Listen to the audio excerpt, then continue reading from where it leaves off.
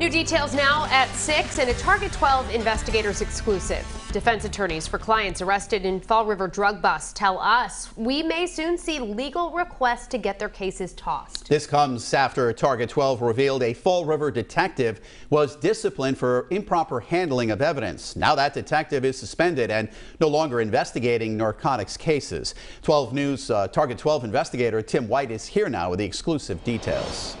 Detective Joshua Robillard was on Fall River's Vice and Intelligence Unit for 8 years now. He's suspended without pay and assigned to a new position after evidence was found improperly stored in his desk.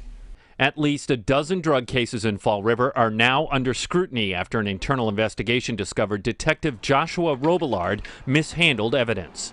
We're not talking about one small bag. We're talking about multiple packages. Fall River Police Chief Jeffrey Cardoza tells Target 12 he placed Robillard on a lengthy unpaid suspension. His indication was that it was some mishandling, a laziness, not following through with the policies and procedures that we have in place. And those words, mishandling or evidence being in the wrong places, is never a good sign for a case. 12 News law enforcement analyst Stephen O'Donnell, the former head of the Rhode Island State Police, says when evidence is mishandled, it may result in dismissed charges. When the lawyers and the judges look at chain of custody, they're going to look at when it got locked into evidence, when it came out for the trial.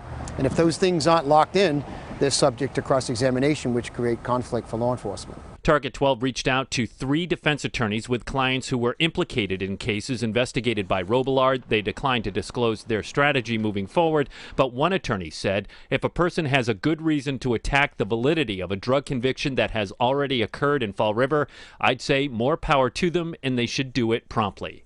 Another attorney told us they would be surprised if it were only a dozen cases under the microscope, considering the amount of time Robillard was in the unit. The union and attorneys representing Robillard did not return our request for comment.